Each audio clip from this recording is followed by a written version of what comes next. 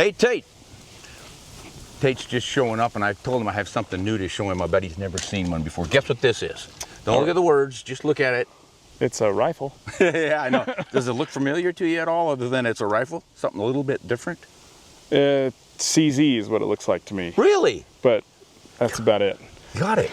It is a CZ.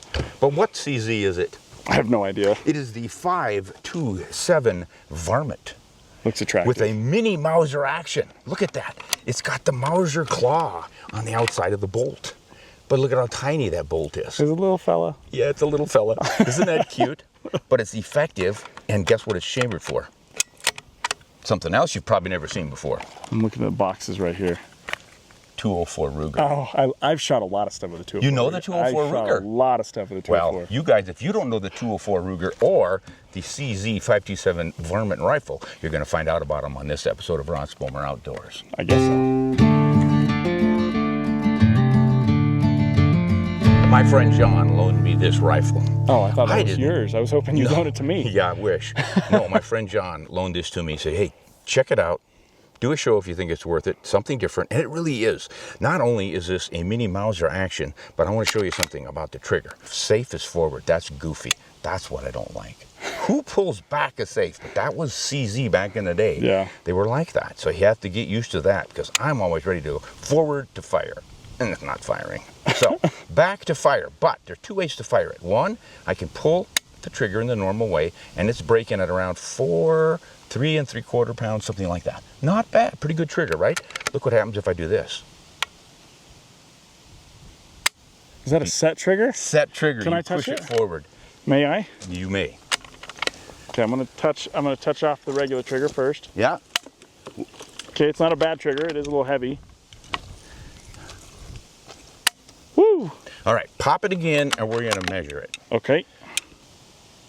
Wow, what's it going up to? 3? We got 3.5. We get 4 7/4. You're in kilograms. 3.5, yeah. Oh, there you are. Right there, ounces right down there. It's upside down for you guys. 3 1/4. 3 1/4. That's what I got last time I did it. Okay, that's the regular trigger. Now we cock it again. We push it forward so it can function as a lightweight set trigger. Now this thing starts off showing 8.5 pounds, 8 ounces.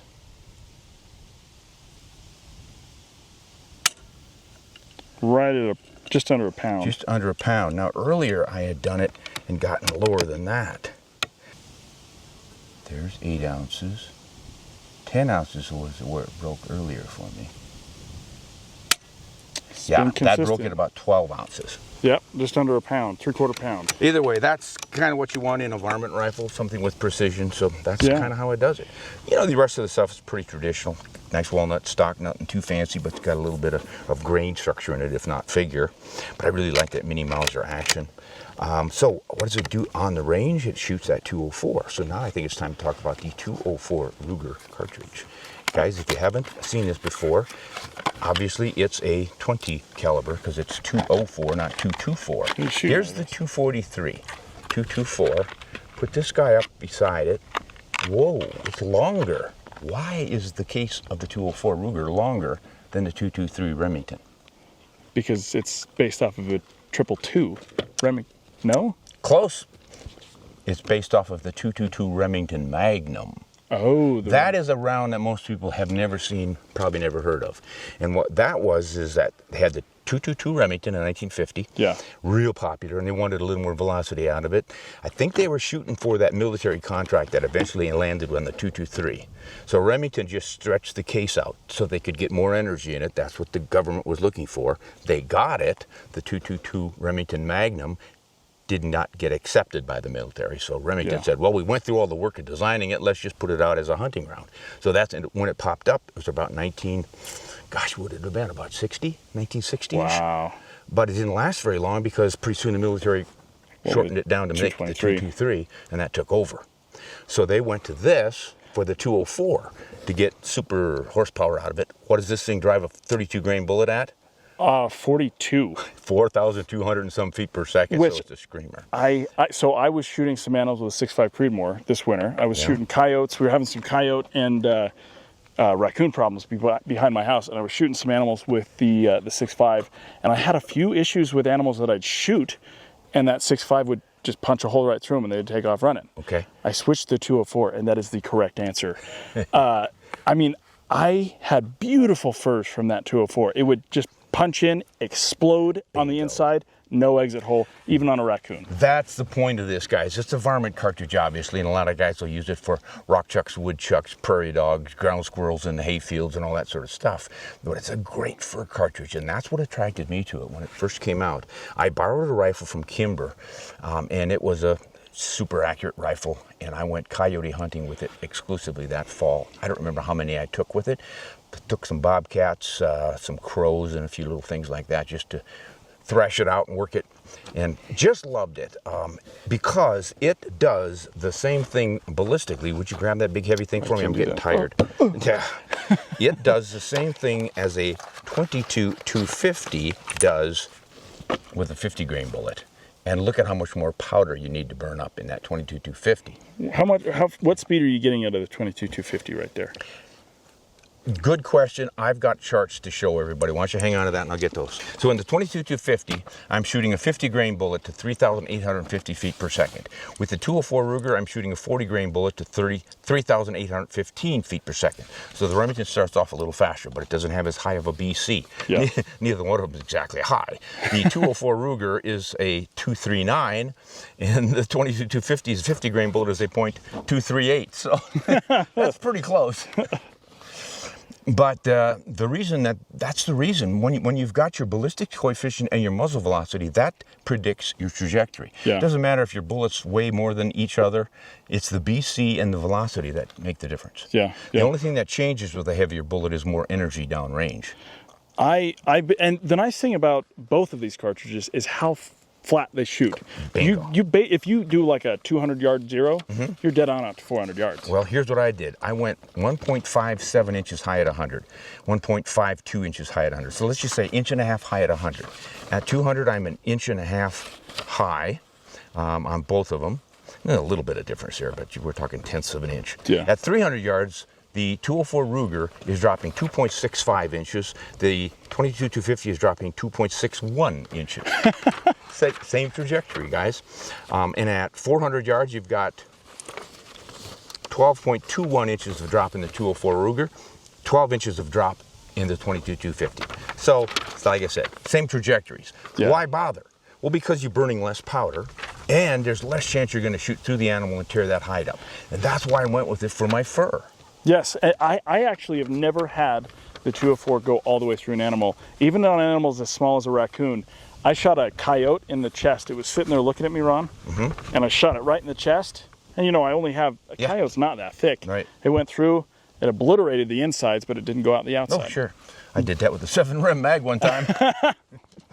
But it's the broadside shots that you're mostly getting if you want that to happen. Yeah. I had one time when I tore the hide up with this, and that was because I was a little bit high, so it was kind of on the edge, and then the energy went up through the exploded up through. But if you land it in the middle or close to it, you're going to really save that fur. You just got a tiny little hole going in, and that is it. So we're going to do some shooting here. Might even pull a 22-250 out to do some comparisons. We're going to shoot. I got a gallon jug, milk jug. I filled it with water. I'm going to see if that bullet will explode the jug without actually coming through the backside. Ooh. Sort of like you're not exiting your coyote. So that's it. 204. Now that 204 Ruger popped up in 2004. Yeah. And it was the second cartridge ever named after Bill Ruger. I didn't know that. Yeah, Ruger, for all of the work he did with the firearms, and never had a cartridge named after him till in 2003, the 480 Ruger handgun revolver cartridge came out. But then the first centerfire rifle cartridge was this 204 Ruger. So it's kind of famous. There's only one other 20 caliber SAMI approved cartridge out there that I know of, and that's the 20 Nosler. I've never shot one of those. I haven't either. Never seen one. But I've shot one of these, and it is the correct answer. So let's start shooting this one. Oh, you just really want to shoot this rifle. Listen, my friend John loaned it to me, not you. Go away. Go away. Go away. And take this 223 out of there. I don't want to get them mixed up. Oh, that would be bad. You never want to do that. I'll put that one in my pocket. That's not bad advice, guys. When you're putting your ammo on the table, don't have two different rounds on there at once where you can get them mixed up. I did that with my famous 25-06 and 7mm 08. Shot the 7 through a 25. Ooh. The bullet made it through and the barrel stayed intact, and so did I, but can't advise anyone. We had a guy last year bring a 7 mag and a 300 Win Mag to our elk camp. Yeah? And he shot the 7 mag out of the 300 Win Mag like 5 times, and we couldn't figure out why his rifle was shooting like garbage. Yeah. And then we realized he brought both types of ammunition and was shooting the wrong one. Wow. Well, let's see what this target down here looks like. I'm going to come up on this guy a whole bunch. All right, we've got some big holes in that target, so we ought to be able to shoot here and see the significant difference. That's one thing about a 204 when you're target shooting. You need a lot of magnification to see if there's even a hole in the target. Looks pretty good. Let's see if these little foamy plugs will do the job for me. No idea if this thing is zeroed at all.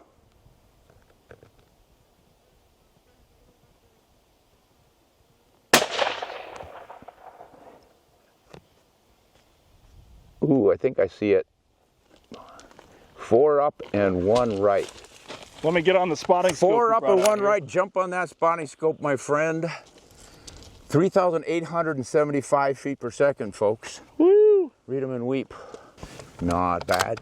Now this is with the regular trigger squeeze, not the magical set trigger. We'll see if we get different groups.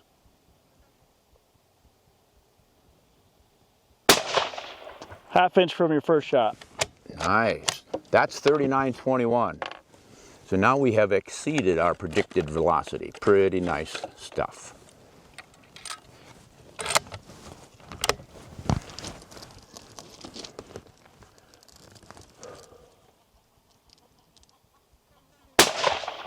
Same, hold it almost.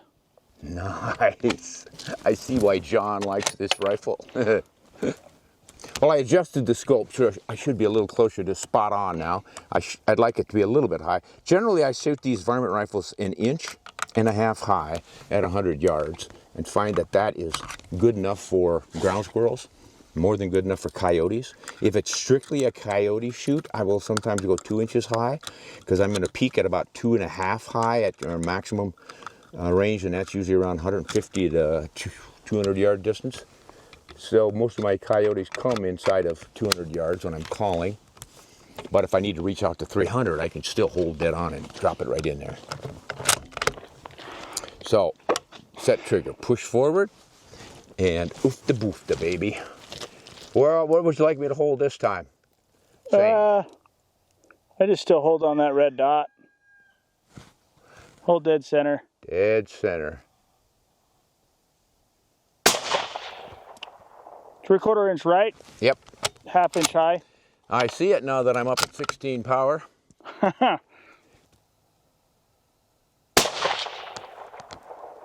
Little inch further to the right in the first shot. Well, that's not right. It should not have done that.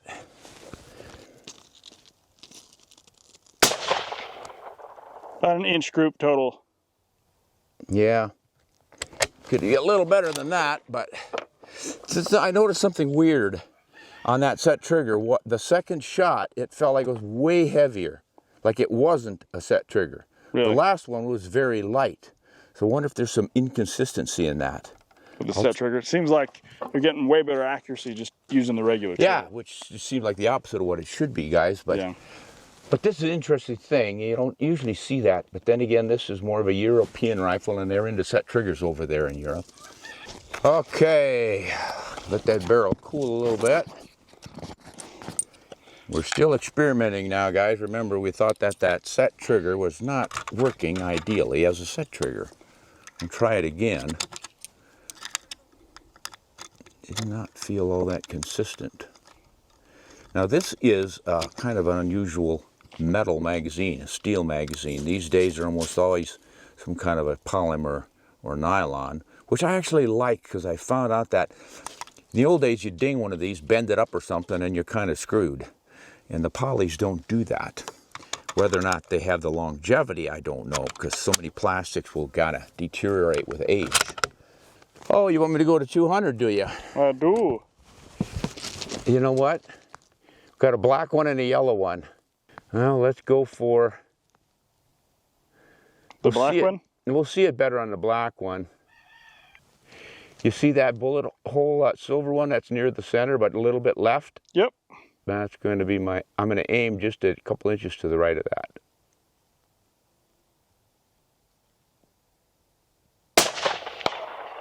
Hit about 2 inches high from where you were thinking, I think. Huh. That's kind of what it predicted. Isn't that weird? Try that again.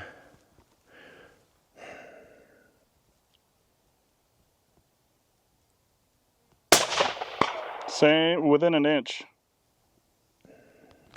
About an inch further down, but close. So at 300, I should be dropping 2.5 inches, a little more than 2.5. Yep. So I think we can see that big old 300-yard target out there, that black one, or should I go for something different? There. Aim at that one's head. See where you hit on the body. Okay. There you go. Yeah, you can hear it. You were shooting high. You hit kind of upper left in the shoulder Upper left. area. So we got a little bit of the windage. Now that it's blowing from the right, the wind has got us a little bit, but we were shooting higher. Yep. So this thing is probably shooting a little flatter than predicted. BC might be better than I put down for it. So we're doing 3,913 feet per second average on ammunition that is advertised to do 3,900 feet per second. This is a super performance varmint. So that's as good as is predicted, maybe even a little better, because I shot a little bit higher than we predicted at 300 yards. Now there is a bit of an up angle here. A lot of guys will point that out and say, oh, no wonder you're shooting higher, you're shooting upward. But it's only about 7 degrees to maybe 10. And that doesn't really make that much difference, but you can check your trajectory tables and see for yourself. I think the point of this is you're going to be shooting your coyotes called in. Usually they're 300, they start to get sometimes a little suspicious and hang up at 200, but most of the time they run in at more like 100 or right in your lap in a little round like this. It's not so much that you need the 204 Ruger to do what any other 22s can't do. It's that you've got that light little bullet that stays inside. And I've got a gallon of water here I want to shoot and see if we can detect whether or not that bullet came out. I know we're going to explode that jug, but is the bullet going to come out the back side? I want to shoot a 32 grain VMAX bullet, see how fast it's going. It's supposed to go 42.25. I've got the Varmint set up. We can see what kind of velocity we get. But also, I've called a coyote now, and you can see if you look downrange, there's a white coyote that has stopped. It's wearing the disguise of a milk jug, but it's really a coyote, and has stopped out there at about 175 yards. Pretty classic stuff when you're coyote calling, that they would hold up at about that distance, and we usually consider that to be a slam dunk range. However, I'm zeroed for that 40 grain bullet, so I might not be quite right with this one. Could be higher, could be lower, I don't know. The coyote's barking at us. Let's see if I can hit that guy. Oh, I think I got him. Get out the skinning knife, we've got some fur. All right, Ron. Got her. There's your entrance. Way up there. And there's your exit. Yeah, this is an exit hole. But this is not what happens with a coyote. Your bullet goes in, but this one's really high. I'm surprised. Of course, like I said, it was not the load that I was zeroed for. I'm trying to see if there's a piece of bullet coming out the backside. I honestly think that was just a pressure. Yeah, this is just all tearing from the pressure. There's your piece right there. Because there's no... And the lid blew out too. Yeah, might be a couple pieces of shrapnel that came out the backside. But, yeah, got more than enough power to take. The thing with a coyote, bobcat, or any of the fur bears, of course, is that their hides are elastic. Yeah, and they're not firm like that. Absorb. Yeah, they're not stiff where they're going to break. But the fact that your bullet does not stay in one piece to come flying out. You didn't happen to look to see if it was lying on the ground or in the bottom of this, did you? Yeah, there was. I looked, but there was nothing I could see. There's so much grass out there. I think what's going on is it went in, penciled in and blew up into a billion little pieces. And Yeah, that's most just likely. pressure just exploding. Would have been better if I'd landed down here, but that's what I get for switching bullets in midstream without zeroing it again. What did you get on that one, 42? 42,082. 4282, and it calls for 4225, I think. Yeah, 4225. So it's going faster than advertised. That's 2 loads in a row now going faster than advertised. For the finale, can I shoot it once? We just won't tell John. John, don't watch this part. Go for it. All right. I would think you could go for the the same target I was shooting, but Okay. go for the red dot that's down in the left corner. Got The it. lower left corner dot. Straight up. Straight up. Straight up, too. It's such a pleasant gun to shoot. Same hole. Do another one real quick. Oh, same hole. Beautiful, buddy. Yeah? Yeah. And there's Tate's best group with the 204. Oh, that's sweet. That's less than a half. That is, John, we just became friends. John, you just lost another rifle. Yeah, I think you might be just under a half MOA Yeah? on that group. This is a good rifle, I'd say. I'd say it's a great rifle. I'd say it's my rifle. So if you guys are interested in a Ruger 204, find yourself a rifle that's as good as this one and buy it, and you are going to be smoking. That's all we can tell you today, folks, on Honest and Shoot Straight. And if you can, shoot with the CZ527 Varmint in 204 Ruger. Or just any other 204 Ruger. It's not the wrong answer. John, we're not friends anymore. I'm keeping your rifle for retribution. I like your rifle more than you, John. I'm sorry. You were never that accurate.